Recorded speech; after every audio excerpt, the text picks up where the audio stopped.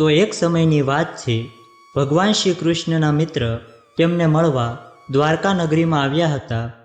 ભગવાન શ્રી કૃષ્ણ તેમનું સ્વાગત કરે છે અને તેમના આવવાનું કારણ પૂછે છે. ભગવાન શ્રી કૃષ્ણના મિત્ર તેમને કહે છે, હે કેશવ, તમે બધું જાણો છો, તમે સર્વજ્ઞ છો. આજે હું તમારી પાસે એ જાણવાના હેતુથી આવ્યો છું કે માણસે કયા વૃક્ષો વાવવા જોઈએ અને કયા વૃક્ષો ન વાવવા જોઈએ.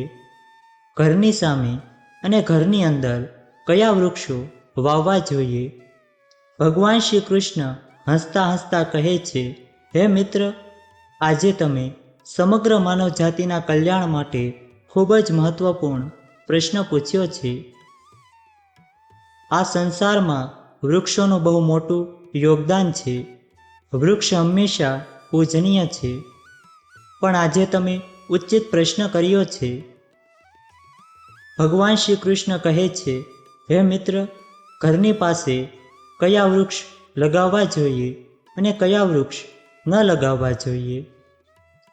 આ વિશે જણાવતા પહેલાં હું તમને એક પ્રાચીન કથા સંભળાવું છું, જેના દ્વારા તમે સમજી જશો કે ઘરમાં કયા વૃક્ષ વાવવા જોઈએ અને કયા વૃક્ષ ન વાવવા જોઈએ.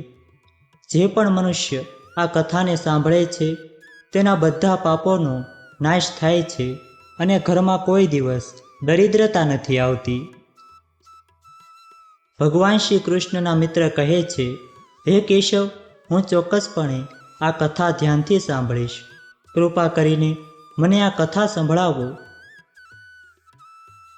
ભગવાન શ્રી કૃષ્ણ કહે છે, હે મિત્ર, ભૂતકાળની વાત છે. મધ્ય દેશમાં એક સુંદર શહેર હતું.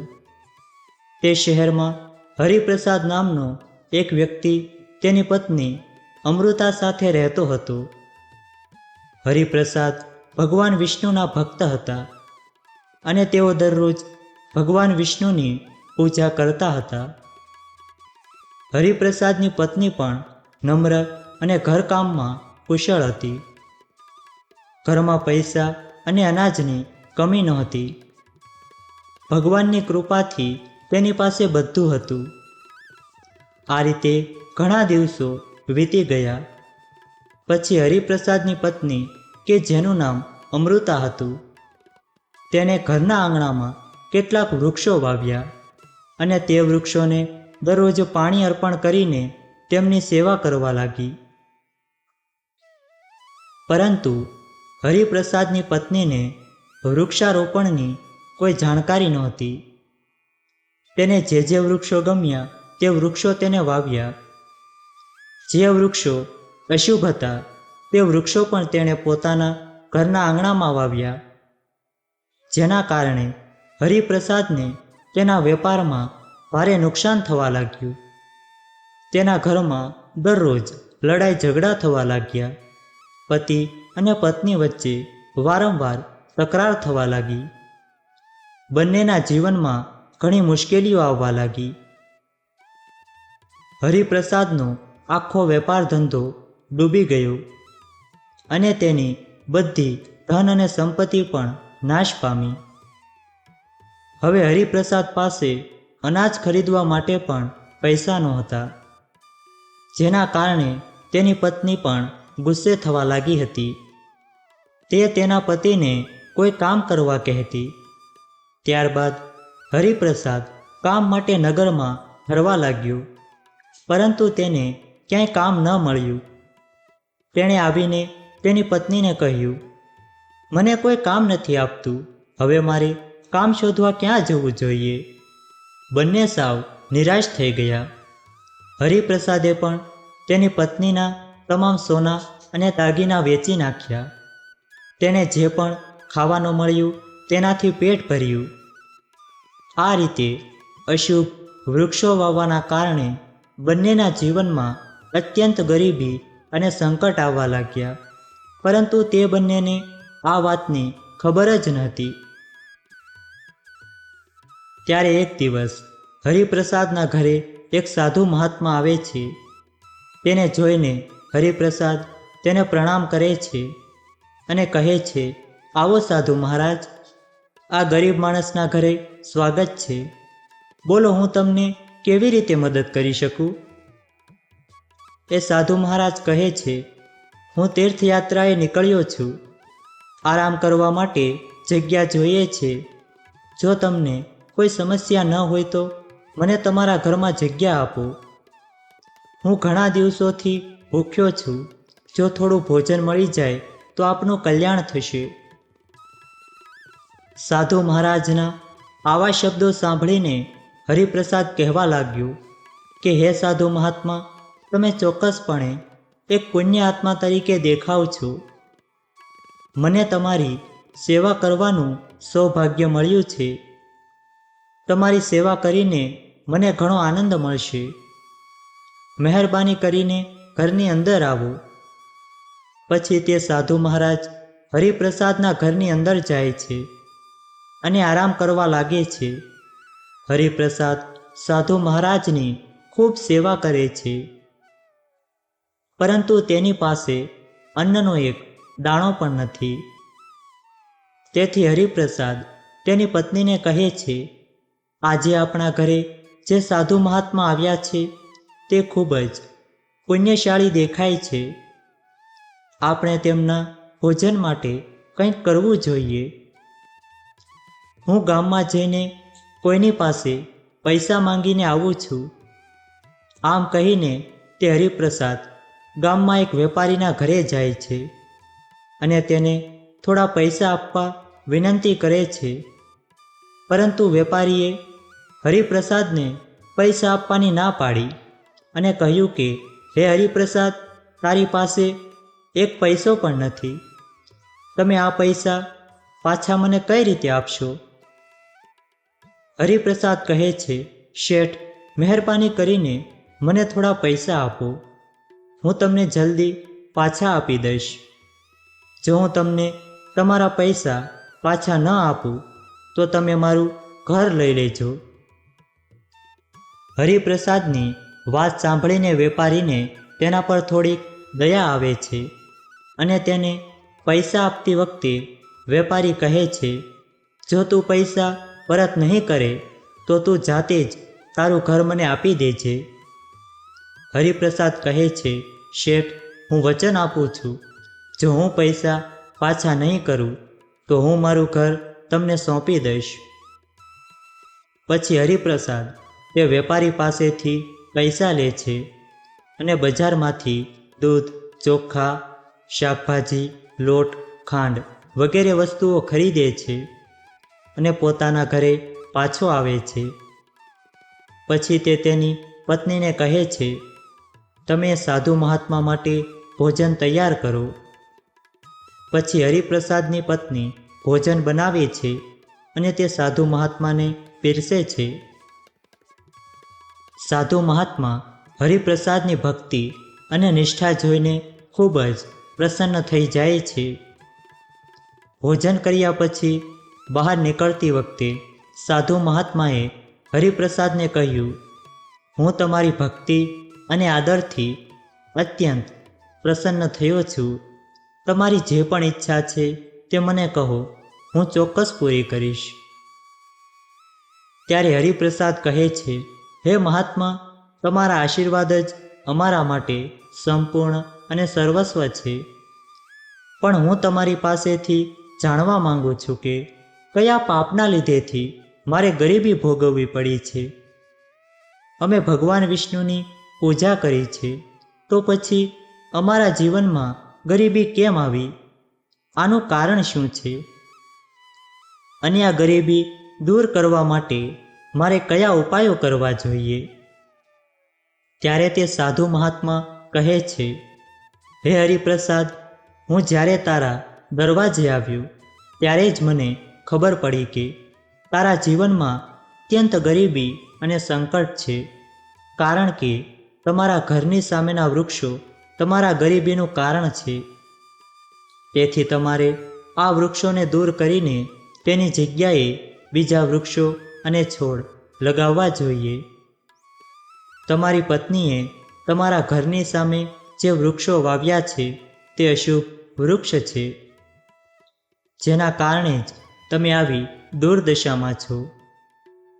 હરિપ્રસાદ કહે છે, હે મહાત્મા, કૃપા કરીને મને કહો કે ઘરની સામે કયા વૃક્ષો વાવવા જોઈએ જેથી ઘરમાં સુખ અને સમૃદ્ધિ આવે, અને કયા વૃક્ષો ન લગાવવા જોઈએ.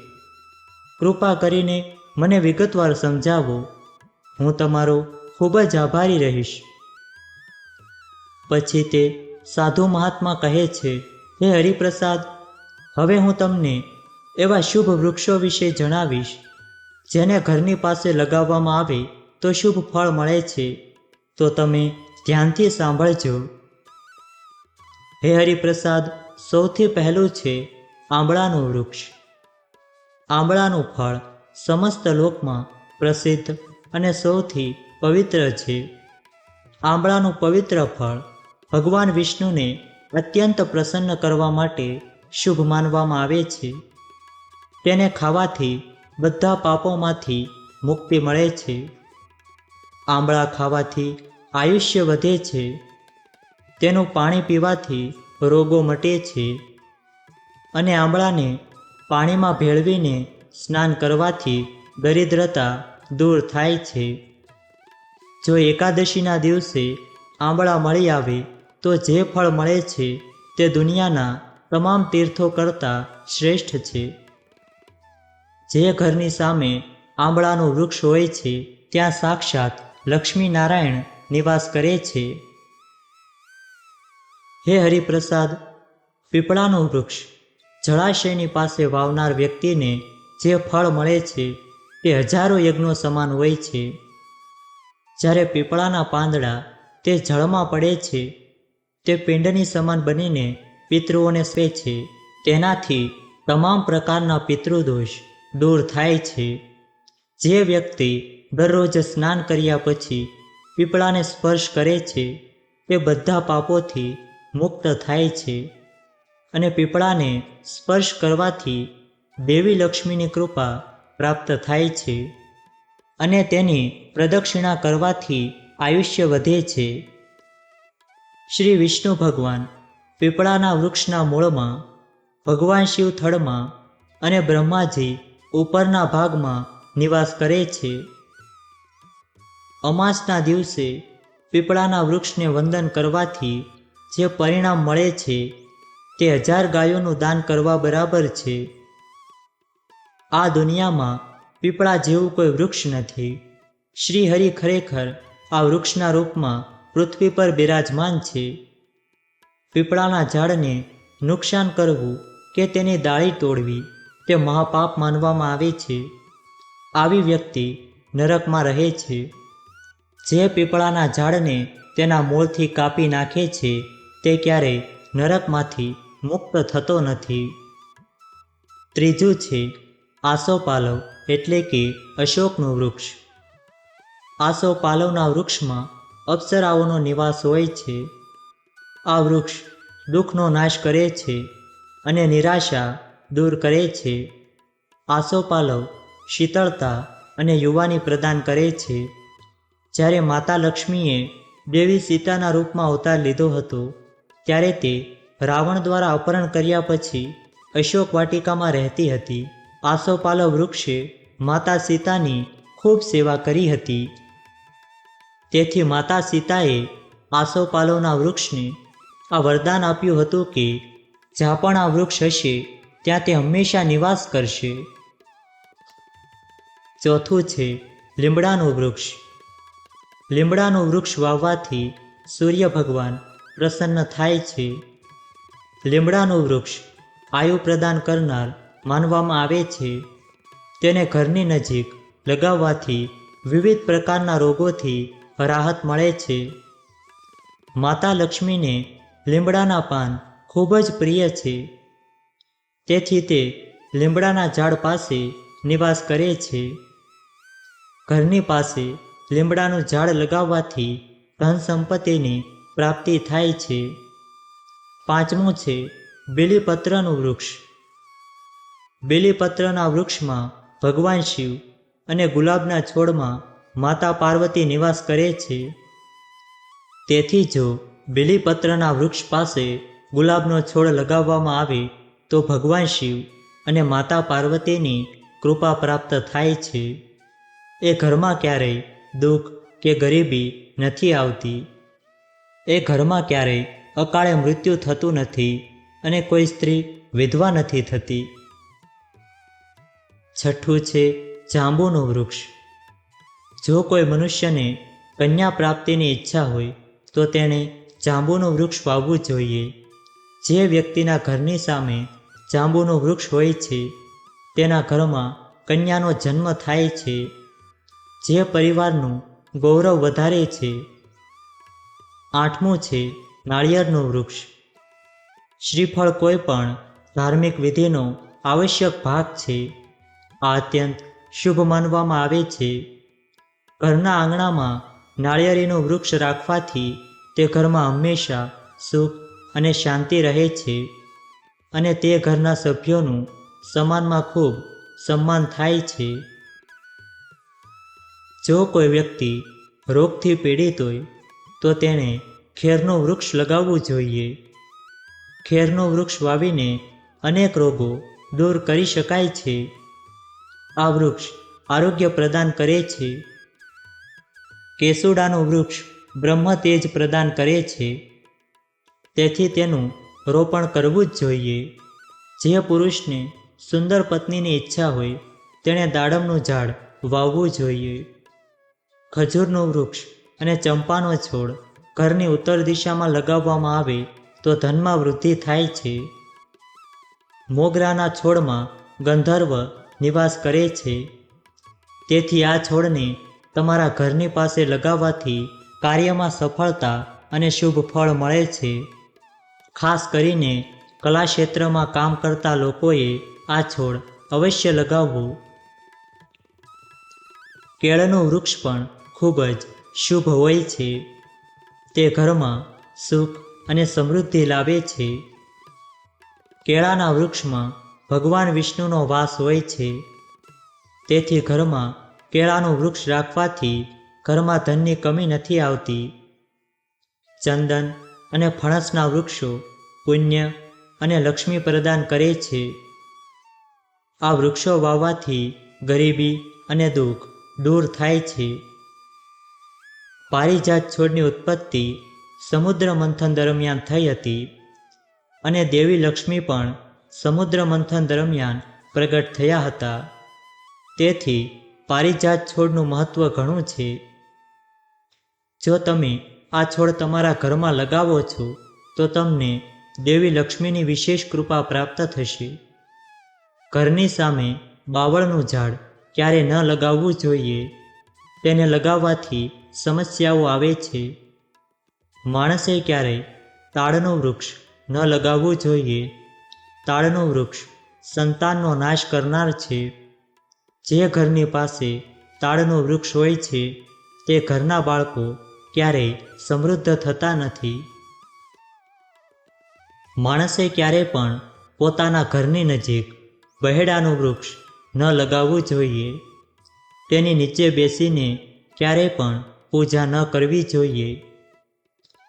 જો પીપળાનું ઝાડ ઘરની પૂર્વ દિશામાં હોય તો ઘરમાં ગરીબી આવી શકે છે. જો વડનું ઝાડ ઘરની પશ્ચિમ દિશામાં હોય તો ઘરમાં શોકનો સમયગાળો લાંબો સમય ચાલે છે.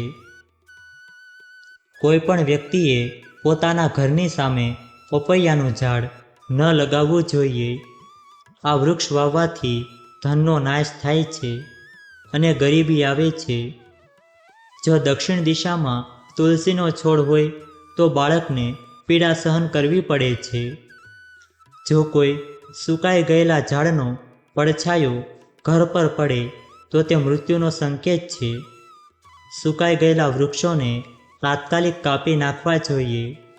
ઘરમાં ક્યારેય પણ એવા વૃક્ષ કે છોડ ન લગાવવા જોઈએ જેને કાપવાથી કે તોડવાથી દૂધ નીકળતું હોય. એ સાધુ મહાત્મા કહે છે, હે હરિપ્રસાદ, આ રીતે મેં તમને આ બધા શુભ અને અશુભ વૃક્ષો વિશે જણાવ્યું છે. તેથી તમે આ વૃક્ષો વાવો અને ભગવાનના આશીર્વાદ મેળવો. હરિપ્રસાદ કહે છે, તમે મને આજે ઉત્તમ જ્ઞાન આપ્યું છે. હું તમારો આભાર માનું છું. પછી સાધુ મહાત્મા હરિપ્રસાદને આશીર્વાદ આપે છે અને તે જગ્યાએથી અદૃશ્ય થઈ જાય છે. હરિપ્રસાદ અને તેની પત્ની સાધુ મહાત્માને અચાનક અદૃશ્ય થતા જોઈને આશ્ચર્યચકિત થઈ ગયા. ત્યારે તેમને સમજાય છે કે ભગવાન વિષ્ણુ ખરેખર તેમના ઘરે આવ્યા હતા. ત્યારે તે સાધુ મહાત્માની સલાહ મુજબ હરિપ્રસાદ પોતાના ઘરની સામે અનેક શુભ વૃક્ષો વાવે છે, જેના કારણે તેને અચાનક જ ધનની પ્રાપ્તિ થાય છે અને તેની ગરીબી દૂર થઈ જાય છે. હરિપ્રસાદ અને તેની પત્ની ભગવાન વિષ્ણુનો આભાર માને છે. ભગવાન શ્રી કૃષ્ણ કહે છે, હે મિત્ર, આ રીતે મેં તમને શુભ અને અશુભ બંને વૃક્ષો વિશે જણાવ્યું છે. હવે તમે પણ જાઓ અને તમારા ઘર પાસે આ વૃક્ષો વાવો. તો મિત્રો, આ રીતે ભગવાન શ્રી કૃષ્ણએ ઘરની પાસે વાવવાના શુભ અને અશુભ વૃક્ષો વિશે જણાવ્યું છે. જો આ વિડીયો તમને પસંદ આવ્યો હોય તો વિડીયોને લાઈક કરજો, ચેનલને પણ જરૂરથી સબસ્ક્રાઈબ કરજો અને બાજુમાં આપેલા બેલ આઇકનને પ્રેસ કરીને ઓલ ઉપર સિલેક્ટ કરી લેજો, જેથી તમને વિડીયોની નોટિફિકેશન સૌથી પહેલાં મળતી રહે. અને કોમેન્ટ બોક્સમાં જય શ્રી કૃષ્ણ જરૂરથી લખજો. વિડીયોને છેલ્લે સુધી જોવા બદલ આપનો ખૂબ ખૂબ આભાર.